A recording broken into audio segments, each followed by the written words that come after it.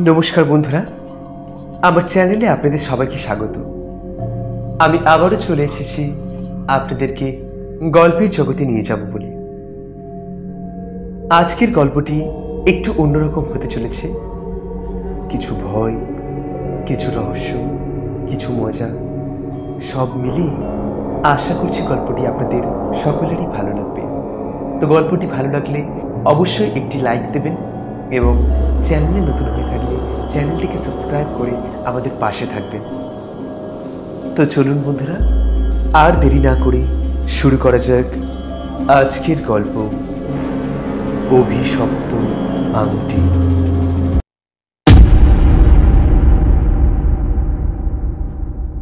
ফসকে গিয়েছিল হাতটা। রেলিং খিমচে ধরে নিজেকে সামলে নিলাম কোনো রকম করে। বুকের ভেতরটা ধকধক করছিল। এরকম হয় না বড় একটা আমার। না, সুশান্তদের মতো ডান পিটে ছেলে আমি নই ঠিকই, কিন্তু এই কাজটা তো আমায় করতে হয় মাসে অন্তত বার দুয়েক। ব্যাপারটা প্রায় জলভাত হয়ে গিয়েছে আমার। নিচের ব্যালকনির রেলিং অনেক খালি তোলা। সেটাই দাঁড়ালে ওপরের ব্যালকনির জলের নালিটা ধরা যায়। সেই নল ধরে একটু ওপরে ওঠার চেষ্টা করলেই মাঝখানের ইটে পা পেয়ে যাব। সেখানে পা দিয়ে বাঁ হাত বাড়ালেই আমার ঘরের জানালা সিক। তো পায়ের তলার ইটটা এভাবে নড়ে যাবে সেটা আর কে জানত। দোতলার রেলিংটা ধরে ফেলতে না পারলেই হয়েছিল আর কি। দারোয়ান বেটা ঠিক হাউমাউ করে ঝামেলা জুড়ে দিত, আর বসে বসে তখন সুপারের কাছে জবাবদিহি করতে হতো ঘণ্টাখানিক ধরে। আসলে আমাদের এই বেলতলা বোর্ডিংয়ের ডিসিপ্লিনের ব্যাপারটা বড্ড কড়া। সুপারের জন্যই হয়েছে অবশ্য। খটখটে কাঠখোট্টা মানুষ, তিন কুলে কেউ নেই কোথাও। হস্টেল ছেড়ে নড়বেন নাও একদিনও। নিয়মকানুনের কোনো ঢিলে দেওয়া যাবে না। ঘরে রেডিও বাজলে সে আওয়াজ যেন বাইরে না যায়। রাত 10টার পরে যেন বড় আলো না জ্বলে। রাত 9টার পর কোনো রকম করেই যেন বাইরের গেট খোলা না হয়, সে যাই হোক না কেন। কাজেই কোনো উপায় আছে গেট টপকে এসে পেছন দিক দিয়ে এভাবে ঘরে ঢোকার চেষ্টা না করে? তাহলে তো বাড়ি যাওয়াই বন্ধ করে দিতে হবে আমাদের। সত্যি এই ব্যাপারটা সুপার কোনোদিনই বুঝবেন না। এখন না হয় তবু পরপর 4টে দিন ছুটি পাওয়া গেছে, কিন্তু শুধু শনি রবিবার যখন ছুটি থাকে, সকালের ট্রেনে এলে পৌঁছাতেই 11টা বেজে যায়। ক্লাসের দফা গয়া, কাজেই আসতে গেলে এই রাতের ট্রেন।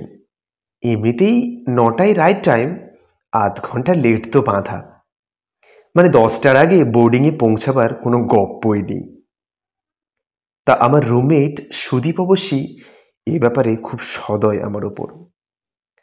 ওর নিজের তো বাড়িটারি যাওয়া নেই, পলাশিতে বিরাট একটা বাড়িই আছে শুধু। নিজের লোকজন তো কেউই আর নেই। থাকার মধ্যে ওই পাগলাটে এক বাবা। টাকা পয়সার কোনো চিন্তা নেই। দেশ বিদেশের যত অদ্ভুত সব জিনিস, কিউরিও না কি বলে যেন, জোগাড় করে বেড়াচ্ছেন। কখনো সখনো ধূমকেতুর মতো এসে হাজির হন হস্টেলে। সকাল না হতেই ফুস। অবশ্য হস্টেলের পাওনা গন্ডা আর সুদীপের হাত খরচাটা এসে যায় একেবারেই নিয়ম মতো। সেদিক দিয়ে কোনো রকমই গণ্ডগোল নেই। তা সুদীপ জানেই আমি বাড়ি গেলে রোববার রাত্রিরে এভাবেই ফিরে আসব। সেই জন্য নিদেন পক্ষে একটু মুড়ি চানাচুরের জোগাড় করে রাখে রাতটুকুর জন্য। আর পৌঁছতে খুব বেশি রাত হয়ে গেলে তখনও পর্যন্ত ঘুমিয়ে পড়ে না। কিন্তু এবারে ওর হলোটা কি? বার দুয়েক টোকা দেবার পর আলতো গলায় ডাকলাম, সুদীপ, এই সুদীপ, সুদীপ, দরজা খোল। আশ্চর্য তো, জোরে ধাক্কা দেওয়া তো মুশকিল, গলা চড়ানো তো আরও অসম্ভব। এরকম তো ছেলেটা করে না কখনো। ঝামেলাই ফেললো দেখছি। সত্যি বলতে কি, ঝামেলাটা অন্যবারের চেয়ে এবার একটু বেশি। হাফ ইয়ারলি পরীক্ষা হয়ে গিয়েছে, পড়ার চাপও নেই, তার উপর 4-4টে ছুটির দিন একসঙ্গে। কখনো যে বাড়ি যাওয়া যায় না, সেও এবার চলে গেছে। ফলে হোস্টেল এখন বলতে গেলে ফাঁকা। আমাদের দোতলায় 10খানা রুমের প্রত্যেকটি ভোঁ ভোঁ, শুধু এই আমাদেরটি ছাড়া। হস্টেলে বলতে এখন সুপার আর দারোয়ান বদ্রেশিং।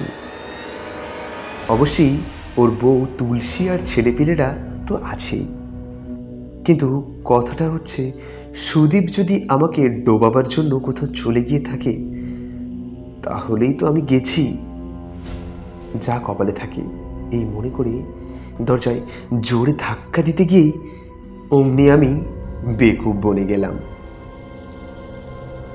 আমায় অবাক করে দরজার পাল্লা দড়াম করে ভেতরের দিকে খুলে গেল। তার মানে দরজা খোলাই ছিল। আমি আসবো বলে দরজা খুলে রেখেছি সুদীপ। কিন্তু এমন ঘুটঘুটে অন্ধকার কেন ঘর? এমনি করে কেউ থাকতে পারে নাকি ঘরে? না, বড় আলো জ্বালার নিয়ম নেই মানছি, কিন্তু ওর বাবার এনে দেওয়া সেই সুদৃশ্য টেবিল ল্যাম্পটা তো জ্বালা থাকে, নিরেন পক্ষে বেড লাইট। না, এবারের যাত্রাটাই অশুভ হয়ে গেছে দেখছি। ট্রেন ধরতে গিয়ে ছোটোখাটো একটা আছাড় খেলাম, ওপরে উঠতে গিয়ে হাতটা স্লিপ করলো।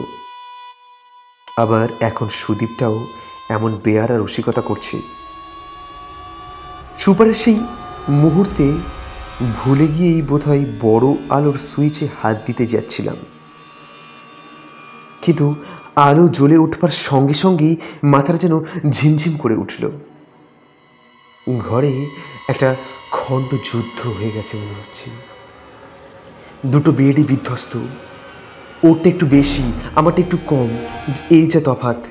সেন্টার টেবিলটা উল্টানো, তাতেই মনে হচ্ছে আমার জন্য 3টি রুটি আর 2টো মিষ্টির জোগাড় করেছিল, এখন সেগুলো মেঝে গড়াগড়ি খাচ্ছে।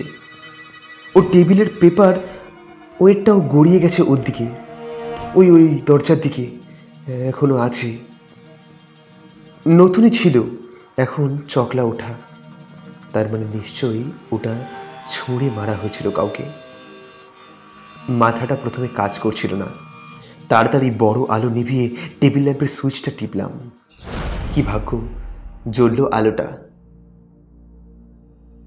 ব্যালকনির দিকে জানলা বন্ধই ছিল, দরজাটাও ভালো করে বন্ধ করে দিলাম, একটু আলো যেন বাইরে না বেরোয়। এবার অন্য দরজার দিকে তাকালাম, ভেতরে বারান্দায় যাবার। বন্ধই তো আছে দরজাটা, তাহলে বাইরে গেলে তো এখান দিয়েই বেরোতে হবে। আর তার চেয়েও বড় কথা, আমি আসবো জেনেও ও বেরিয়ে যাবে, আমার খাবার দাবারের জোগাড় করেও। ঘরের সমস্ত কিছু এভাবে লণ্ডভণ্ড করে কেন? মাথায় কিছুই ঢুকছিল না। আস্তে আস্তে এগিয়ে গিয়ে ভেতরের দরজাটা খুললাম। না, হস্টেল যদিও ফাঁকা, ভয়ের কিছু নেই। গোটা বারান্দায় ডিম আলো জ্বালা থাকে, এমনকি ছুটির দিনগুলোতেও। ডান দিকে এগিয়ে গেলে সিঁড়ি, নিচের কোলাপসিবলে নির্ঘাত তালা পড়ে গেছে। অন্যদিনই 9টায় তালা মারে বদ্রেশিং, আজ রোববার বলে হয়তো আরও আগেই সে কাজ সেরে রেখেছে। বাঁদিকে একেবারে শেষের 2টো ঘর, বাথরুম আর টয়লেট। এগিয়ে গেলাম বারান্দার ধারে, প্রত্যেকটি ঘরেই তালা ঝুলছে। ঝুলবে আমি জানি, আমার মতো দূরে তো আর কেউ থাকে না, কাল সকালের আগে আর কেউ ফিরছেও না হস্টেলে। বাথরুমেও ডিম আলো বরাবরই থাকে। ভেতরে ঢুকে ভালো করে দেখলাম 2 জায়গাতেই। না, সুদীপ এখানে নেই, থাকবে না সেটা অবশ্য স্বাভাবিক, কিন্তু তাহলে গেল কোথায় ছেলেটা? ভোর কুচকে দাঁড়িয়েছিলাম বোধহয় কয়েক সেকেন্ড। তারপর কথাটা মাথায় ঠুকলো আমার। ভেবে ভেবে অনর্থক মাথা গরম করছি আমি। ভেতরের দিকে দরজা বন্ধ ছিল, তখন এদিকে যে সুদীপ আসেনি এ তো একটা বাচ্চাও বলে দিতে পারে। তাছাড়া নিচের কোলাপসিবল গেট বন্ধ যখন, এদিক দিয়ে যাবেই বা কী করে সুদীপ? বেরোতে গেলে তো আমার মতো ওই বালকনি দিয়েই নামতে হবে ওকে। আর সেটা করছে বলেই ব্যালকনির দিকে দরজাটাও খোলা ছিল। ঠিক, তবে কোথায় গেছে ও, কেন গেছে সেটাও না ফিরলে তো জানা যাবে না। কিছু একটা হয়েছিল ঘরে, সেজন্যই সব লণ্ডভণ্ড। হয়তো নিজের জন্যেই হঠাৎ কোনো ওষুধপত্রের দরকার হয়েছে, তাই হয়তো বেরিয়েছে। নয়তো আমার খাবারটা নষ্ট হয়ে গেছে দেখেই বেরিয়েছে। কতই কি হতে পারে। তবে যেখানেই গিয়ে থাক এসে পড়বে 5-10 মিনিটের মধ্যে। কাজে তো চিন্তা করার আমার কিছুই নেই। ঘরে ঢুকে ভেতরের দরজাটা বন্ধ করে দিলাম। না, ব্যালকনির দরজাটা খুলে দিলাম আবার। যেখানেই থাক ওইখান দিয়েই তো ফিরতে হবে সুদীপকে, অন্য কোনো আর পথ নেই। খিদেটিতে এখন আর তেমন বুঝতে পারছি না, তবে ঘুম পাচ্ছিল খুব। অতখানি রাস্তা ট্রেনে আসার পর এসব ঝঞ্ঝাট কি আর ভালো লাগে? নিজের বিছানার চাদরটা একটু টান টান করতে গিয়েই চোখে পড়ে গেল চিঠিটা। আরে, এটা এতক্ষণ দেখতে পাইনি কেন?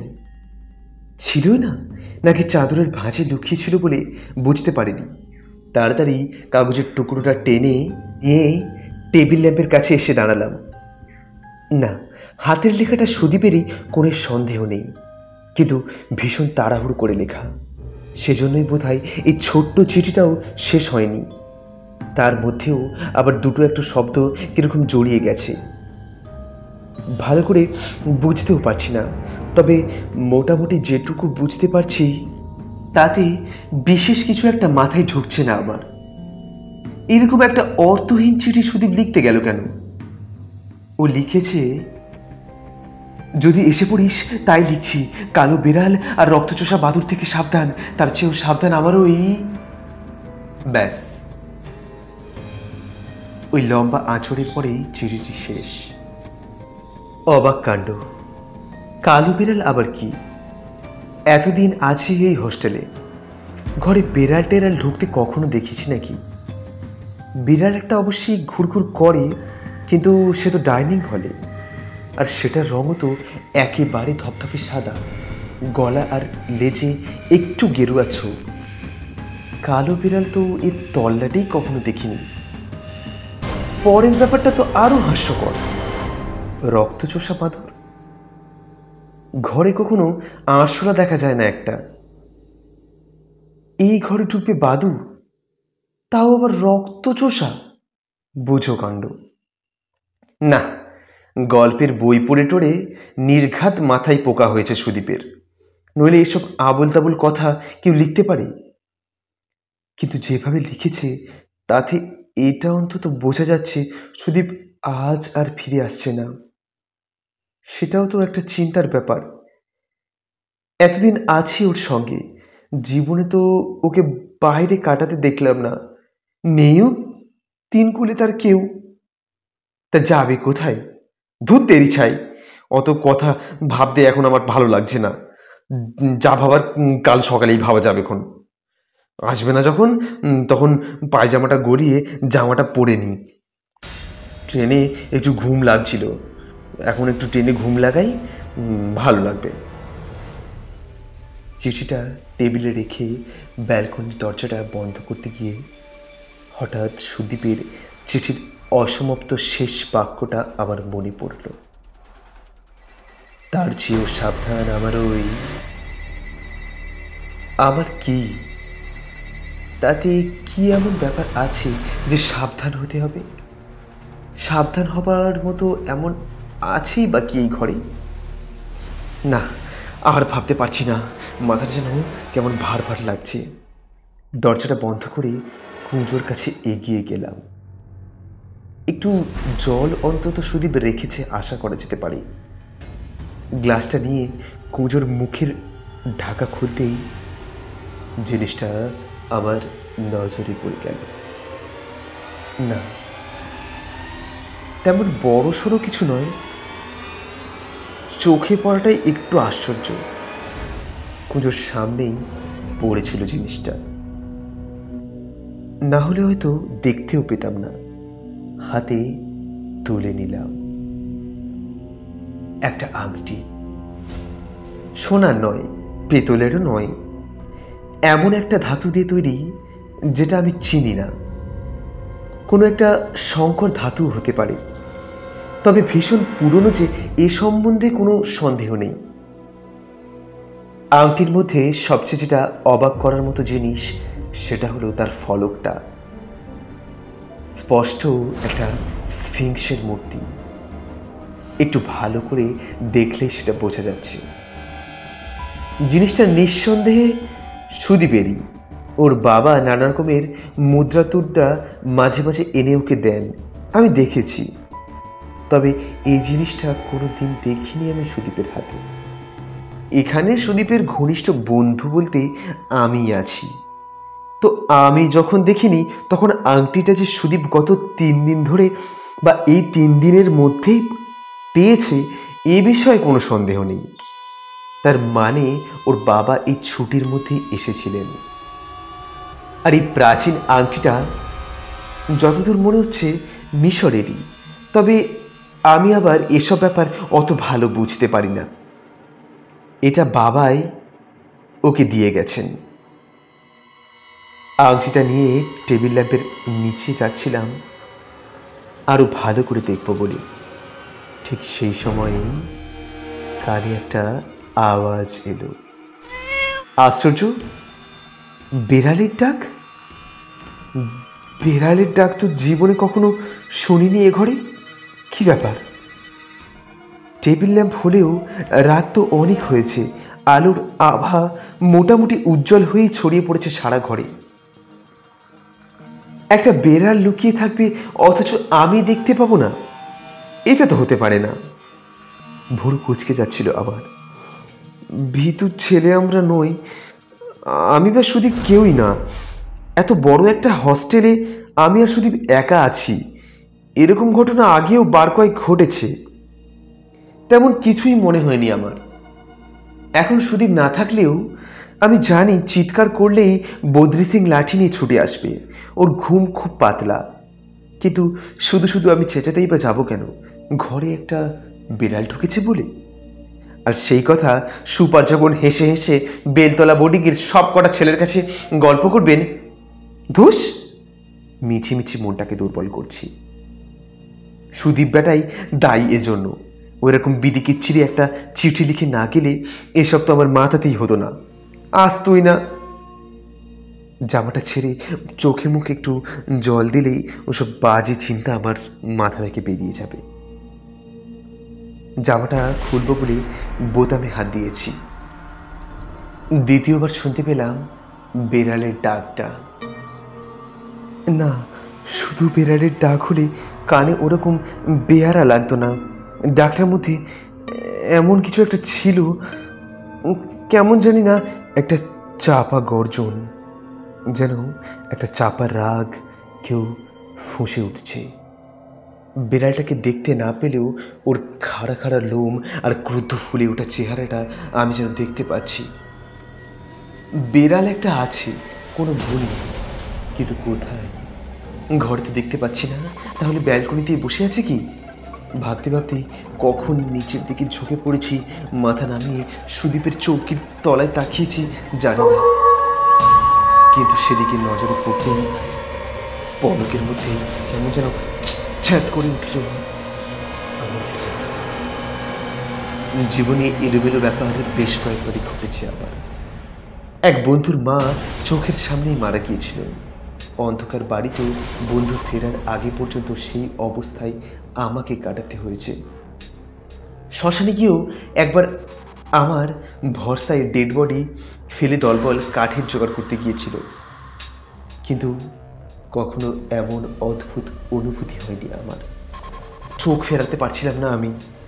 বুকের রক্ত হিম হয়ে আসছিল আবার। অত কালো বিড়াল যে হতে পারে আমি কখনো কল্পনাও করতে পারি না। কোথাও এক বিন্দু সাদার ছিটেও নেই, এত কালো যে মাঝে মাঝে শরীরটাই হারিয়ে যাচ্ছে আমার চোখের সামনে থেকে। শুধু উজ্জ্বল থেকে উজ্জ্বলতারও এক জোড়া কালো দুটো চোখ, যে দুটো জ্বলছে। এত ভয়াবহ চোখ যে বিড়ালের হতে পারে সেটা আমার অভিজ্ঞতায় একেবারে নতুন। ভয়াবহ এবং বীভৎস, ঠিক যেন জ্বলন্ত দুটি অগ্নিগোলক। সেই আগুনের আঁচ আমি টের পাচ্ছি। একেবারে আমার উপরেই নিবদ্ধ সেই দুটি চোখ। কি অদ্ভুত যে আকর্ষণী শক্তি সেই দুটো চোখের। আমি চেষ্টা করছি চোখ অন্যদিকে সরাতে পারছি না। চোখ দুটো যেন একেবারে মোহাচ্ছন্ন করে রেখেছে আমাকে। প্রতি মুহূর্তে আমাকে আরও দুর্বল, আরও অবশ করে ফেলছে। দেহের সমস্ত রক্ত যেন বিন্দু বিন্দু করে শুষে নিচ্ছে সেই চোখ। কেমন একটা জোর এসে গেল যেন ভেতর থেকে হঠাৎ। এক ঝটকায় ঘাড় ঘুরিয়ে নিলাম আমি। উঠে দাঁড়ালাম সোজা হয়ে।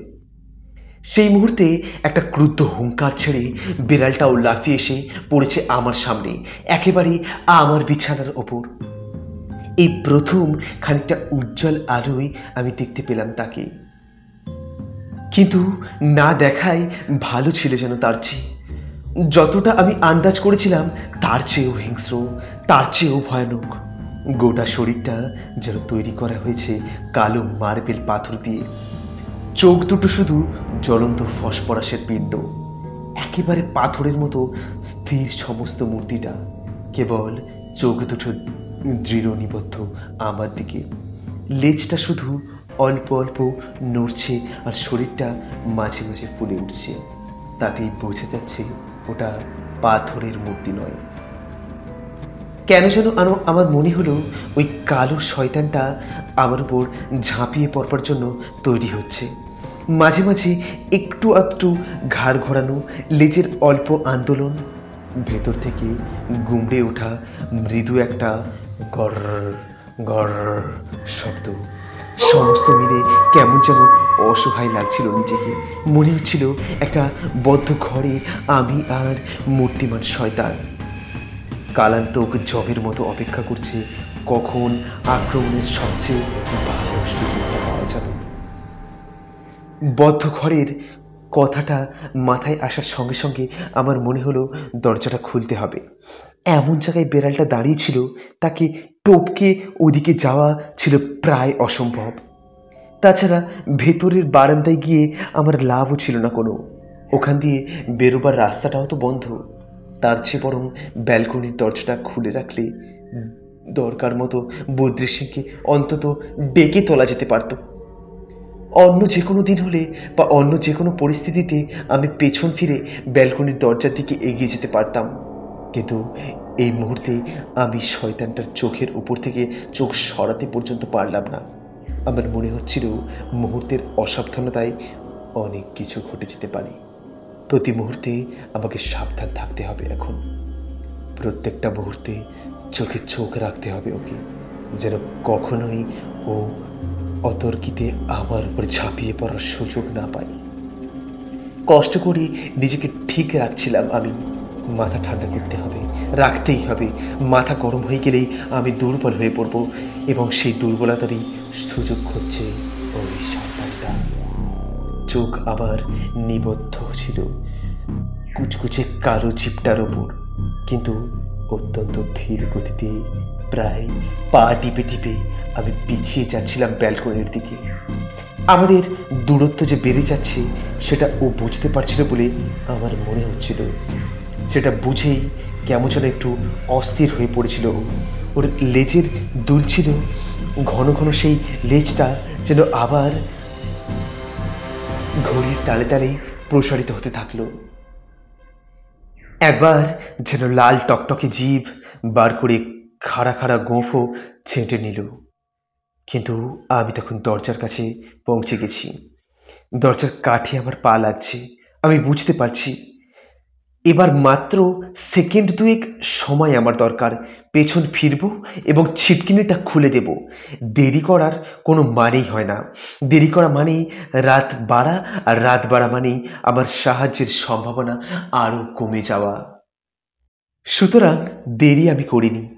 অতর্কিতে পেছন ফিরেছি, ছিটকিনিটা নামিয়েই দরজার পাল্লা টেনে ধরেছি এবং সঙ্গে সঙ্গে ব্যাপারটা কি হলো ঠিক বোঝার আগেই মুখের ওপর দমকা হাওয়া ছড়িয়ে পাখা ছটফট করতে করতে কি একটা উড়ে চলে গেছে আমার মাথার ওপর দিয়ে, গিয়ে বসেছে ঘুলঘুলিটার ওপর। কিছু বোঝার ক্ষমতাই ছিল না প্রথমটা। বুকের ভিতরে দমাস দমাস করে হাতুড়ি পিটছিল যেন। নিজেকে একটু সামনে নেওয়ার পর আমার মনে হলো, এই কি তাহলে বাদুর? ওই যাকে সুদীপ বলছিল রক্তচোষা বাদুর। কি করে বাদুরটা? রক্তচোষী? ঘরে তো আর কেউ নেই, তাহলে কি ওটা আমাকে? ভালো করে দেখবার চেষ্টা করলাম। টেবিল ল্যাম্পের আলোই ভালো দেখা যায় না ওপরটা, কিন্তু আপাতত আমার শরীরে এত জোর নেই যে ভেতরের দরজার কাছে সুইচ বোর্ড অব্দি যায়। মোটামুটি এই আলোয় যতটুকু দেখা যায় তাতেই আমাকে সন্তুষ্ট থাকতে হবে। আমি যেগুলোকে চামচিকে বলেছিনি এটা অনেকটা তারই মতো, তবে আকারে খানিকটা বড়। সেটা অবশ্য ওই পাখনা ছড়িয়ে বসা দেখে আমার মনে হচ্ছে গোটা জিনিসটা দেওয়ালের সঙ্গে যেন সাঁটা, কেবল জালের ওপর মাকড়সার মতো মাঝে মাঝে কেঁপে উঠছে যেন। মনে হচ্ছে যে কোনো মুহূর্তে আবার ধেয়ে আসতে পারে আমার দিকে। এবং প্রথমবার লক্ষ্যভ্রষ্ট হয়েছে বলেই যে এইবারও হবে তা কিন্তু মনে করার কোনো, একেবারে অতর্কিতে ঘটে গেল ব্যাপারটা। এরকম সময় বোধহয় আমার ষষ্ঠেন্দ্রিয় কাজ করে, সেই জন্যই বিদ্যুৎ গতিতে মাথা সরিয়ে নিতে পেরেছিলাম। তা সত্ত্বেও নখের আঁচড় বোধহয় ছুঁয়ে গেছে আমার মুখ। গালটা যেন চিনচিন করে জ্বলছে। আসলে কয়েক মিনিটের জন্য একটু অন্যমনস্ক হয়ে পড়েছিলাম। কালো শয়তানটার কথা ভুলেই গিয়েছিলাম আমি, আর সেই সুযোগেরই বোধহয় অপেক্ষা করছিল ওটা। ধীরে সুস্থে নিজেকে আক্রমণের উপযুক্ত জায়গায় নিয়ে এসেছে। তারপর ঠিক সময় মতো লাফিয়ে পড়ে রাগে সমস্ত শরীরটা জ্বলে উঠল আমার। রগ দুটো দপদপ করছে, বেশ বুঝতে পারছি। পায়ের নখ থেকে মাথার চুল পর্যন্ত একটা উষ্ণ তরঙ্গ খেলে যাচ্ছে। আমার বিছানা থেকে এক লাফে এখন ওটা সুদীপের বিছানায় গিয়ে পড়েছে, কিন্তু উদ্যত ভঙ্গিটা আমার দিকেই ফেরল না। দেখছি আর কান দুটোই আগুনের হালকা খেলে যাচ্ছে আমার ওপর। তোমার শয়তানি আমি বার করছি, তোমায় আমি ছাড়ব না, মনে মনেই কথাটাই বললাম আমি। তারপর ঠিক আগের বারের মতোই ওটার চোখে চোখ রেখে আক্রমণের ছক কষাতে লাগলাম। Paper wait? হ্যাঁ, ওটাই সবচেয়ে ভালো অস্ত্র হবে। হাতের টিপ বরাবরই আমার একেবারে মোক্ষম। একবার যদি ওটার মাথায় লক্ষ্য করে জিনিসটা ছুঁড়তে পারি, মাথা তোলার আর সাধ্যি থাকবে না বেচারার। ওদিকে দরজা খোলার সময় পেপার ওয়েটটা তুলে রেখেছে টেবিলে, স্পষ্ট মনে আছে আমার। আর একটু পিছিয়ে এলেই সেটা আমি হাতের নাগালে পেয়ে যাব, সেজন্য ওদিকে তাকাতে হবে না আমাকে। গালের চিনচিনে যন্ত্রণাটা এখন বেশ টের পাচ্ছিলাম। হাত বাড়িয়ে তুলে নিলাম আমার অস্ত্র। চোয়াল শক্ত হয়ে দাঁড়ালাম আমি। দাঁতে দাঁত ঘষার আওয়াজ পাচ্ছিলাম। শয়তানটা কিন্তু আমার হাতে ওটা দেখেও একদম চুপ, একেবারে ছবির মতো নিশ্চল হয়ে আছে এখন। চোখ দুটোই শুধু জ্বলছে তীব্র প্রতিহিংসায়, কিন্তু ওই চোখকে কেমন করে চুপ করিয়ে দিতে হয় সেটা আমার ভালোই জানা আছে। আর 2-4 সেকেন্ড, তারপরই একটা মোক্ষম আঘাতে তুমি লুটি পড়বে মাটিতে। শয়তানি খেলা তোমায় ঘুচিয়ে দেব এক মুহূর্তে। কথাকটি ভাবার যেটুকু অপেক্ষা, তারপরেই সেকেন্ড দুয়েক মধ্যে অনেকগুলি কাজ হয়ে গেছে পরপর। বাঁ হাতের পেপার ওয়েট চলে এসেছে আমার ডান হাতের মুঠোয়। আমি টিপ নিয়েছি নির্ভুলভাবে, সজোরে সেই পেপার ওয়েট ছুঁড়ে দিয়েছি ওর মাথার লক্ষ্যে এবং সেই পেপার ওয়েট এমনভাবে বেরলটার মাথা ভেদ করে আছড়ে গিয়েছে দেয়ালে, যেন ওখানে কিছুই ছিল না আগে। হতভম্বের মতো দাঁড়িয়েছিলাম আমি, নিজের চোখকে বিশ্বাস করতে পারছিলাম না। আমি কি ভুল দেখলাম? পেপার ওয়েট কি লাগেনি শয়তানটার মাথায়? অসম্ভব, হতেই পারে না এটা। টেবিল ল্যাম্পের আলোয় এখন প্রায় সোজাসুজি গিয়ে পড়ছে ওটার গায়ে। এই অবস্থায় ভুল আমি দেখতেই পারি না। তাছাড়া এত কাছাকাছি আমি এত বড় একটা জানোয়ারকে টিপ করতে পারবো না। এই ব্যাপারটা আমায় যারা একটু চেনে তারা কেউ বিশ্বাস করবে না। তাহলে বেড়ালটা কি সত্যি বেড়াল নয়? ওটা কি তাহলে? বুকের রক্ত হঠাৎ কেমন হিম হয়ে উঠল আমার। সেই জন্যই কি ওটা ঘরের মধ্যে ঢুকে একেবারে শূন্য থেকে আবির্ভূত হয়েছিল? সেই জন্যই কি ওরকম কোনো বেড়াল জীবনে আমি দেখিনি, কখনো দেখিনি এর আগে? সেই জন্যই কি এত ভারী একটা জিনিস ওর শরীর ভেদ করে আমার শরীরটা একবার যেন কেঁপে উঠল? সেই জন্যই কি কালো বেড়ালটা থেকে সাবধান থাকতে বলেছিল আমায় সুদীপ? ও তো বাদুরটার কথাও বলেছিল। বাদুরটা কি তাহলে এই ধরনের কোনো জীব? সুদীপ কি তাহলে ওদের ভয়ে? আমার গলাটা কেমন শুকিয়ে আসছিল, শরীরে যেন এক বিন্দু আর অবশিষ্ট নেই। কোনো রকমে ঘাড় ঘুরিয়ে যেটুকু দেখতে পেলাম তাতে আমার মাথার ভেতরটা কেমন যেন একটা করে উঠল। বাদুরটা নেমে পড়েছে সিলিং ফ্যানের ব্লেডের ওপর। ওটাকে আমি এখন মোটামুটি স্পষ্ট দেখতে পাচ্ছি। যতটা বড় ভেবেছিলাম ততটা বড় না হলেও এখন আমি ওর কুচকুচে কালো শরীরটা দেখতে পাচ্ছি। ছোট্ট দুটো কান আর ছোট্ট অথচ চোখ দুটো দেখতে পাচ্ছি, আর দেখতে পাচ্ছি পায়ের বিভৎস সেই নখগুলো। আমি ওইভাবে তাকিয়ে থাকার মধ্যেই রক্তচোষা বাদুর হঠাৎ ডানা ঝাপটে উঠেছে এবং সঙ্গে সঙ্গে মুখের উপর একটা হিমশীতল স্পর্শ আমি অনুভব করেছি। ঠিক আগের মুহূর্তে আমার মনে হয়েছিল একটা কালো চাদর যেন কেউ ছুঁড়ে মেরেছে আমার দিকে। বুঝতে পারিনি বাদুরের একটা তীব্র দংশন আমার মুখের কোথাও আঁকা হয়ে গেছে। বুঝলাম যখন আমার অসার হাত ধীরে ধীরে মুখ পর্যন্ত উঠেছে, হাতে একটা চটচটে তরলের অস্তিত্ব আমি অনুভব করেছি এবং হাত নামিয়ে দেখছি সেটার রং লাল। আর কিছুক্ষণ এখানে থাকলে আমি মরে যাব। চিন্তাটা আমার মাথায় আসার সঙ্গে সঙ্গে আমি দেহের সমস্ত শক্তি জোর করে উঠে দাঁড়িয়েছি, কিন্তু বড় দেরি হয়ে গিয়েছিল। কালো শয়তানটা এই দ্বিতীয়বার আমার লক্ষ্যে ঝাঁপ দিয়েছে। জানি না সমস্ত শক্তি ফুরিয়ে যাবার পরেও মানুষ কোথা থেকে বাড়তি শক্তি জোগাড় করে আনে। নিজেকে সরিয়ে নেবার ক্ষমতা আমার আর ছিল না, এটা ঠিকই, কিন্তু দুহাত তুলে তাকে আমি আটকাতে পেরেছি। একরাশ কালো ধোঁয়ার মধ্যে দিয়ে হাত চালালে যে অনুভূতিটা হয় ঠিক সেই অনুভূতি, অথচ কি বিশাল তেজ তার সামলাতে না পেরে পড়ে গিয়েছি আমি। অবাক হতেও যেন ভুলে গিয়েছিলাম আমি এখন, কারণ আমি দেখতে পেয়েছি কালো শয়তানের দুটো আগুনে চোখ আমার দিকে তাক করা।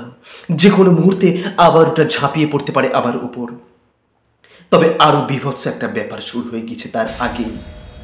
রক্তচোষা বাদুর সহসা ডানা ছাপটে অশান্ত হয়ে উঠেছে। ঘরময় দাপাদাপি করতে করতে শুরু করেছে।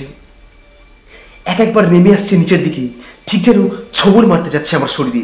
পর মুহূর্তে তীক্ষ্ণ এক যন্ত্রণা ছড়িয়ে যাচ্ছে স্নায়ু কোষে। আবার সেই অশান্ত চক্কর, আবার চকিতে নেমে আসা, আবার সেই তীক্ষ্ণ যন্ত্রণা। উন্মাদের মতো টলতে টলতে আমি এবার উঠে দাঁড়িয়েছি। আমাকে পালাতেই হবে। এই একটা চিন্তাই শুধু আমাকে বারবার ব্যালকনির দরজার দিকে নিয়ে যাওয়ার জন্য আকৃষ্ট করছে। ব্যালকনি দরজার দিকে তাকিয়ে পালাবার জন্য সেই শেষ সম্ভাবনাও অন্তর্হিত হয়ে গিয়েছে আমার। বিশ্বাস অবিশ্বাসের সীমারেখাটাই যেন মুছে গিয়েছে আমার কাছে। তা নইলে একটা কালো বিড়াল কেমন করে দরজা আটকাবার মতো অবিশ্বাস্য আকার বানিয়ে তুলে নিতে পারে যে, সে কথাটা নিশ্চয়ই আমার মনে হতো। সেসব প্রশ্ন কিন্তু আমার মনে ওঠেনি। আমি শুধু দেখতে পাচ্ছিলাম তার পিঠটা অসম্ভব উঁচু হয়ে প্রায় একটা সিং দরজায় পরিণত হয়েছে। সমস্ত গায়ে সজলের মতো কাটা, আর মুখের আওয়াজটা এখন প্রায় হুঙ্কার। সবচেয়ে তীব্র এবং ভয়ঙ্কর এখন তার চোখ দুটো, আর যেন প্রখর হয়ে উঠছে, আরো প্রখর হয়ে উঠছে, আরো হিংস্র এবং আরো বিধ্বংসী। আমাকে এগুলোর সুযোগ না দিয়ে সেটাই এক পা এগিয়ে এলো সামনে। পিছিয়ে যাওয়া ছাড়া কোনো উপায় ছিল না আবার। অথচ আমি জানতাম পিছিয়ে গেলেই আমায় কোণঠাসা করে ফেলবে শয়তানটা। তারপর ওই রক্তচোষা বাদুর এই শয়তানে মিলে আমায়, না, আমি হতে দেব না, কখনো না। আমাকে এগিয়ে যেতেই হবে, পালাতে হবে এখান থেকে, ওই ব্যালকনির রাস্তা দিয়ে। যদি বাধা পাই আমি তো অন্তত চিৎকার করতে পারবো, চিৎকার করে ওদের জাগাতে পারবো। তাহলেই তো। মরিয়া হয়ে দুপা এগিয়ে গেলাম আমি। সঙ্গে সঙ্গে কি একটা হয়ে গেল, ঠিক বুঝতে পারলাম না। বাদুরের চিৎকার আমি কখনো শুনিনি, কিন্তু সেই অলৌকিক তীক্ষ্ণ শব্দটা আমার গলা দিয়ে বারবার আমি শুনতে পেলাম। সেই কালো বিড়ালটা এক বিশাল শরীর নিয়ে ঝাঁপ দিয়েছে আমার উপর। চোখের সামনে নিবিড় অন্ধকার, সমস্ত পৃথিবী দুলে উঠছে আমার। কাঁধের উপর তীক্ষ্ণ নখ বসে যাচ্ছে। আমি বুঝতে পারছি আমার চেতনা লুপ্ত হয়ে আসার মুহূর্তে এবার আরো একটা অলৌকিক ব্যাপার ঘটে গেল। আকস্মাৎ যেন মন্ত্র বলে হালকা হয়ে গেল আমার বুকের উপরের ভারটা। যে কালো শয়তানটা প্রায় ভাল্লুকের আকৃতি নিয়ে আমায় ছিঁড়ে খেতে এসেছিল, কেমন একটা বিস্তীর্ণ ভয়ে সেটি এসে এখন ছিটকে গেছে আমার থেকে। বাদুরের তীক্ষ্ণ আওয়াজটা এবং ডানা চাপটা নিয়ে যেন জাদুমন্ত্র স্তব্ধ হয়ে গেছে।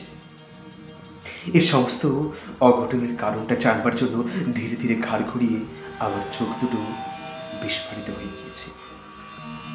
সুদীপ ভেতরের দরজার ঠিক সামনে দাঁড়িয়ে আছে, অদ্ভুত একটা ভঙ্গি তার চোখে মুখে। কি করে সুদীপ এলো এখানে? দরজা তো আমি নিজে হাতে বন্ধ করেছি। সুদীপকে দেখে কালো বিড়ালটাই বা এরকম মেয়েই হয়ে গেল কি করে? রক্তসা বাদুর এখন দিনের চামচিকির মতো নির্জীব কেন? প্রশ্নগুলো করার আগেই কিন্তু সুদীপের মুখ চোখের ভাব পাল্টে গেছে। মুখ চোখ কঠিন হচ্ছিল তার। কর্কশ কণ্ঠ বলে উঠল, তোকে আমি বারণ করিনি? কেন তুই নিতে গেলি ওটা? কেন? কি নিয়েছি বুঝতে পারছিলাম না। গলা দিয়ে আওয়াজও বেরোচ্ছিল না কেন। বোধহয় আমার মুখ চোখের ভাব দেখেই সুদীপ বুঝতে পেরেছিল। আগের চেয়েও তীক্ষ্ণ স্বরে বলল, আমার আংটিটা তুই কেন পড়তে গেলি? আংটি? এতক্ষণে আমার মনে পড়ল মেঝে কুড়িয়ে পাওয়ার আংটিটার কথা। হাতের দিকে চেয়ে দেখলাম আমি। কখন যে আংটিটা নিজের আঙুলে গড়িয়ে ফেলেছি মনেই নেই আমার। খুলে দে, খুলে দে বলছি শিগগির, চিৎকার করে উঠল সুদীপ। আমি তাড়াতাড়ি আংটিটা খুলে ওর দিকে এগিয়ে যেতে যেতে কেমন চুম্বকের টানের মতো আংটি যেন ছিটকে বেরিয়ে গেল আমার হাত থেকে। সুদীপ আংটিটা পেল কিনা বুঝতে পারলাম না, কিন্তু আংটিটা আমার হাত থেকে বেরিয়ে যাওয়ার সঙ্গে সঙ্গে সুদীপের কণ্ঠস্বরটা যেন কেমন পাল্টে গেল। কথা বলছিল সামনে দাঁড়িয়ে, অথচ আমার মনে ছিল গলাটা ভেসে আসছে অনেক অনেক দূর থেকে। না জেনে কি সর্বনাশ করতে যাচ্ছিলি তুই জানিস?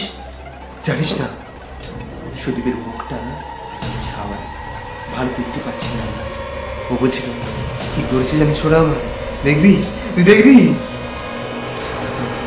সুদীপ এগিয়ে আসছে, আলোটার পেছনে থাকায় ওর মুখটা এই ছায়া হয়ে যাচ্ছে। সেটা তো দেখতে অস্বস্তিকর ব্যাপার বটে, কিন্তু আরও একটা অস্বস্তি লাগছিল যখন একটা বিশ্রী মাংস পচা গন্ধ আমার নাকে এসে লাগলো। গন্ধটা যেন উত্তরের বেরিয়ে যাচ্ছিল। চোখ খুলে আমি তাকাতে পারছিলাম না শেষ পর্যন্ত। সুদীপ যখন একেবারে সামনে এসে দাঁড়িয়েছে এবং পড়ে চলেছে, দেখ ভালো করে দেখ আমাকে, কি অবস্থা করেছে আমাকে দেখ, তখন চোখেতে একবার মুখ তুলে তাকিয়েছি আমি। সঙ্গে সঙ্গে একটা আর্তচিৎকার বেরিয়ে এসেছে আমার মুখের ভিতর থেকে। ধরে পড়ে যাচ্ছিলাম আমি। কোন রকমের চৌকির কোনাটা ধরে সামনে দিয়েছি।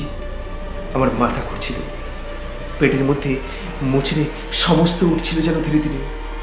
আর সেই সঙ্গে বেশ বুঝতে পারছি মাথা থেকে একটা বরফের চেয়েও ঠান্ডা স্রোত ধীরে ধীরে নেমে যাচ্ছে সিদ্ধারা পেয়ে নিচে, আরো নিচে।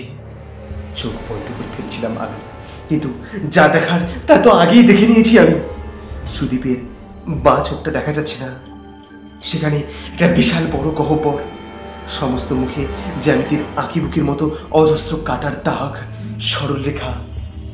গলার কাছটায় একটা গভীর ক্ষত, সেখানটা দগদগে লাল রঙের, রক্ত টুকছে। কিরে দেখবি না, ভালো করে দেখ। কি যেন জোর করে আমার মুখটা ওপরে তুলে ধরলো, চোখের সামনে ঘরটা দুলে উঠলো আমার। দেয়াল যেন কেঁপে গেল। চোখের সামনে যে মানুষটা দাঁড়িয়ে আছে তাকে সুদীপ কেন, একটা মানুষ ভাবতেই আমার কষ্ট হচ্ছিল। হাত দুটো ছড়িয়ে দিয়েছিল আমার চোখের সামনে, সমস্ত হাত খড়গেশের মাঠের মতো ফুটি ফাটা, ফাটা দাগগুলো বেড়ে যাচ্ছে ক্রমশ। সুদীপ হাসছে, অদ্ভুত ধরনের একটা ঘড়ঘড়ে আওয়াজ বেরোচ্ছে তার গলা দিয়ে। চোখের সামনে সুদীপের রক্তাক্ত হাত দুটো আরো চিরখে যাচ্ছে, দুমড়ে মুচড়ে যাচ্ছে, ফটফট করে শব্দ হচ্ছে। কি করে সরে আসতে পেরেছিলাম জানি না, কেমন করে ব্যালকনিতে পৌঁছাতে পেরেছিলাম আমি জানি না। শরীরটাকে কোনো রকমে হিচড়ে টেনে এনে ব্যালকনির উপর থেকে নিচে ছেড়ে দিয়েছি, এইটুকু শুধু মনে আছে। চেতনার শেষ মুহূর্তে জেগেছিল সুদীপের অদ্ভুত ধরনের সেই হাসি, কালো বিড়ালের আওয়াজ আর বাদুড়ের সেই ডানা ঝাপকানোর শব্দ। জ্ঞান হতে নাকি আমার পুরো 3 দিন সময় লেগেছিল, কিন্তু তখনও সুপার কিছু বলেননি আমাকে। বলেছিলেন আরো সপ্তাহ 2 পর। আমি যেভাবে লাফিয়ে পড়ি, আধ ঘন্টা আগে সুদীপও সেভাবেই লাফিয়ে পড়েছিল। আমি যখন ঘরে ঢুকেছি, উনি তখন সুদীপকে নিয়ে ওখানকার হাসপাতালে। জমে মানুষে লড়াই চলছে তখন। তার মধ্যে একটু জ্ঞান পেয়েছে সুদীপ। বলেছিল আগের দিনই বাবা তাকে ওই আংটিটা দিয়ে গেছেন, মিশরের এক ফেরাও সমাধি থেকে উদ্ধার করা সেই আংটি।